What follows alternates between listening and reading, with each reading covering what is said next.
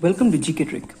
I am Saghnik and today we're going to talk about another aspect of chemistry of alkenes, that is the preparation of alkenes, where we will discuss about the various methodologies, techniques of preparation of alkenes using various reagents, temperature and pressure conditions. In lab, generally we prepare the alkenes from alkenes, alkynes, alkyl halides, and carboxylic acid. There are many other methodologies using which we can prepare alkenes in the lab. Talking about alkenes are the one which has a C-C double bond, the compounds containing a carbon-carbon double bond between them. Next we have alkyl halides, which is often represented by Rx. The alkyl halides is a compound where a chlorine atom is present or bromine atom is present as a main functional group. And the third, we have carboxylic acid, where carboxylate group is present as a main functional group. Alright, so going to the preparation strategies. First, let's discuss about the preparation of alkene from unsaturated hydrocarbons. By unsaturated hydrocarbons, we usually mean that the compounds containing a carbon-carbon double bond or a carbon-carbon triple bond between them. The reagents used here is hydrogen gas, palladium or platinum, or Raney nickel. Now you might have a question, that is, what is Raney nickel? Raney nickel is basically a 50% mixture of aluminium and 50% mixture of nickel. It's basically an alloy and it's a very effective catalyst used for hydrogenation. In this process of hydrogenation, you can see that the carbon-carbon double bond, here the carbon-carbon double bond has been replaced by two hydrogen atoms. This process basically takes place using a process of adsorption.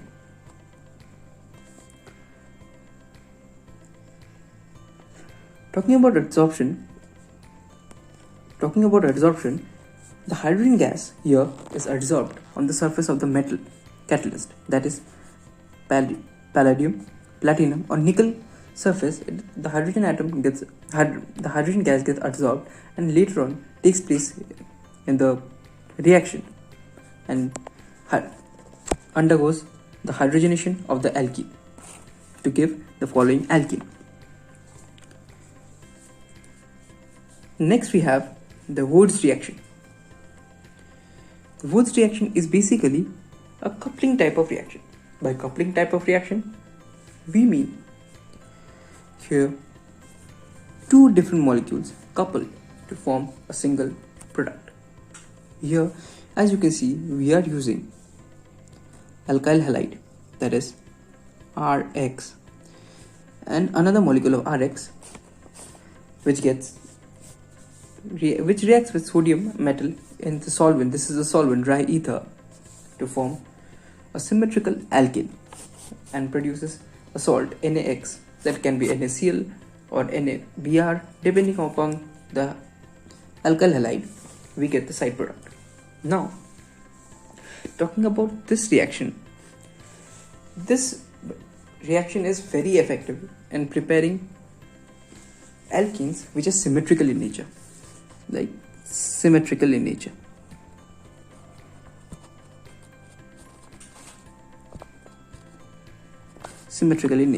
Like that is R and R should be same. Problem arises when we try to create unsymmetrical alkene. That is, what if someone takes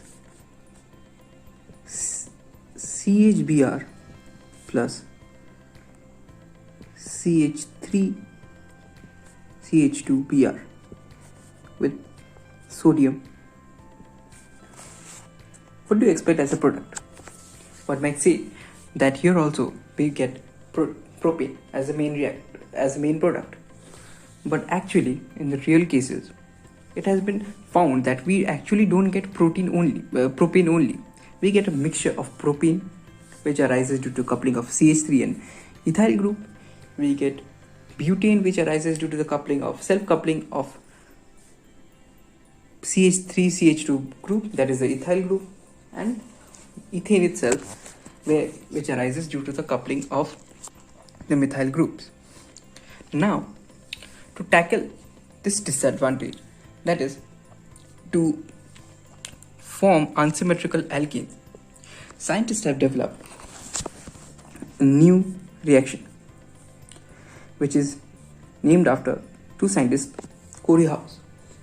Here it is also another method of preparing alkenes using alkyl halides, but it takes place in 3 different steps here. You can see first the alkyl halide gets converted into alkyl lithium. This is an organolithium complex.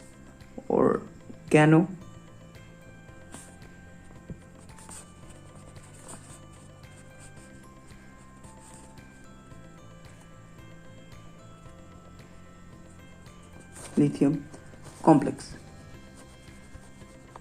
where the alkyl group is bound to the lithium. This alkyl lithium reacts further with cuprous iodide to form R2CuLi.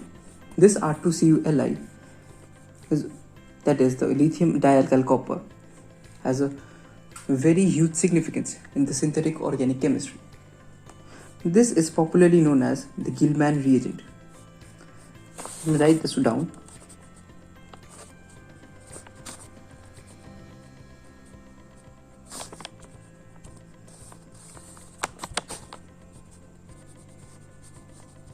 Gilman reagent, right? This Gilman reagent further reacts with another alkyl halide to form alkene. Now, for this alkene, the R group then the R group may or may not be same. So, the problem of preparing unsymmetrical alkene is solved. Thus, if we take ethyl bromide or methyl bromide, we get propane without creating a mixture. Next, we have the reduction of alkyl halide using zinc and hydrochloric acid. So, here in this reaction, the Rx, that is alkyl halide, reacts with hydrogen gas in presence of zinc in concentrated HCl to give alkene. That is, you can see that Rx is replaced by Rh. So we can write actually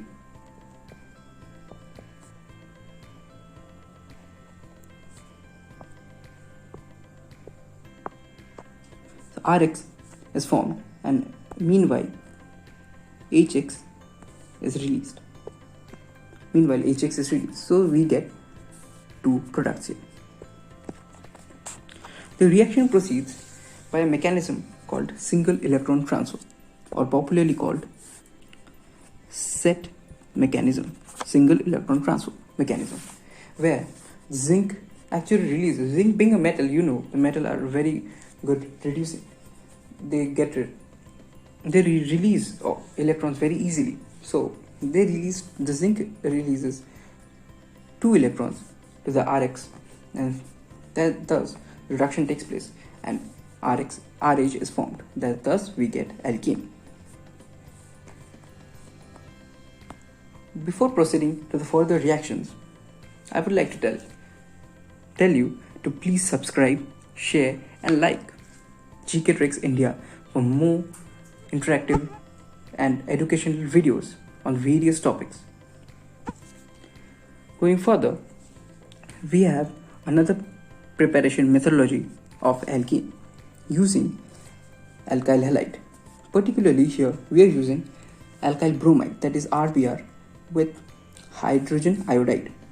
Hydrogen iodide is a gas which is basically an acidic in nature, like HCl gas or HBr gas.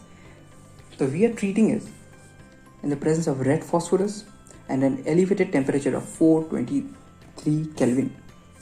At this temperature, the reaction proceeds to form an alkene. As we can see, the bromine atom is replaced by a hydrogen atom, producing side products like hydrogen bromide and iodine gas. Interestingly, you can see that one acid is in the substrate and the other acid is present in the product. Again, we have another method of preparing alkene from alkyl halide. Now this time we are using reducing agents. Now what type of reducing agents we are using here? We are using here very popular reducing agents like lithium aluminum hydride or sodium borohydride. These are very popular reducing agents which are used to convert aldehydes or ketones or even acids to alcohols. They are very effective and strong reducing agents. Now, it has been found that on treating alkyl halide with these reducing agents, we get alkene as the product. That is, the X gets reduced to form alkene. That is, X gets replaced by hydrogen atom. These reducing agents are basically a type of hydride donor reducing agents where the hydrogen attached to the lithium gets transferred to the RX bond. Next up, we have a preparation method of converting a sodium salt of carboxylic acid to alkene. Now, note that we are using sodium salt of carboxylic acid, not the carboxylic acid. Alright. So, talking about this reaction, you can see we are using reagents NaOH, that is sodium hydroxide, calcium oxide in presence of heat. Note that the sodium hydroxide and the calcium oxide are used in the ratio 3:1 to produce alkene and sodium bicarbonate. An interesting feature about this reaction is that we get alkene containing one carbon less that present in the initial substrate. That is, if someone starts with a sodium salt of carboxylic acid containing 2 carbon atoms, such as acetic salt of acetic acid, just let me write it down.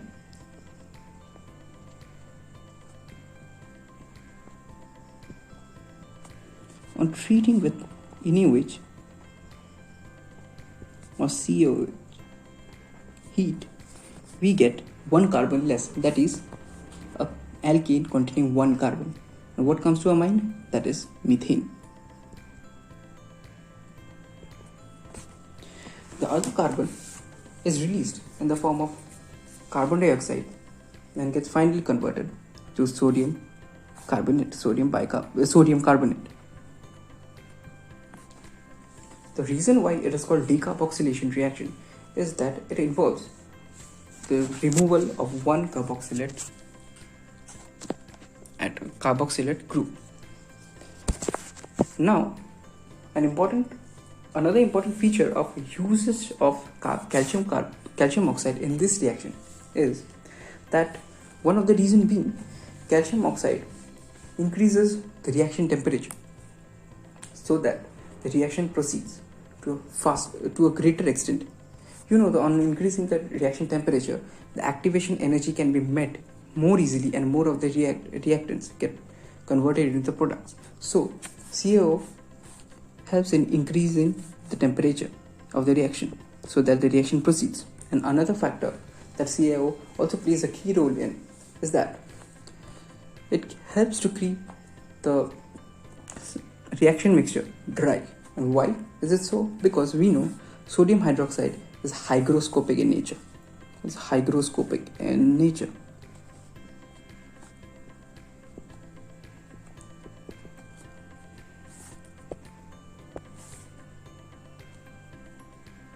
hygroscopic in nature. By what do you mean by hygroscopic? Hygroscopic, we generally mean that the substance that has ability to absorb moisture from the air. And so, to keep the reaction mixture dry, calcium carbonate is used here.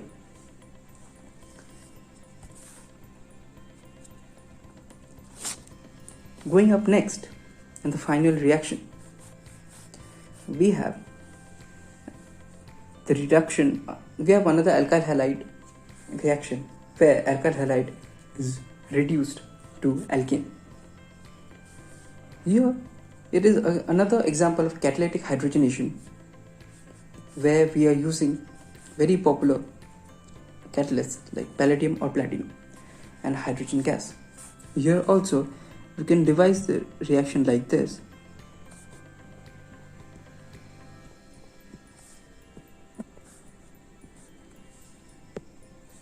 Where RH bond is separated and HX bond is separated to give RH group, that is alkene, and HX, that is acid. So, let me summarize the topics that we learned today. The reactions mainly. We have learned about the 3 types of preparation of alkene. Preparation of alkene from 3 different types of compounds. One from alkene using hydrogenation reaction where hydrogen gas is passed over catalysts like palladium and platinum or ranny nickel to give alkene. Next, we have learned about the preparation of alkene from alkyl halides using reactions like Wurtz's reaction to prepare symmetrical alkene, unsymmetrical alkene using Cody-House reaction, alkene replacement of X by H in the presence of zinc in acidic conditions, another replacement of bromine by H in presence of hydrogen iodide and red phosphorus at elevated temperatures. Next one using strong reducing agents like lithium aluminum hydride and sodium borohydride. And the last one using palladium or platinum catalyst and by passing hydrogen gas. And thirdly, we have learned the preparation of alkene from sodium salt of carboxylic acid. So that's it for today. See you in the next video. Study hard and all the best.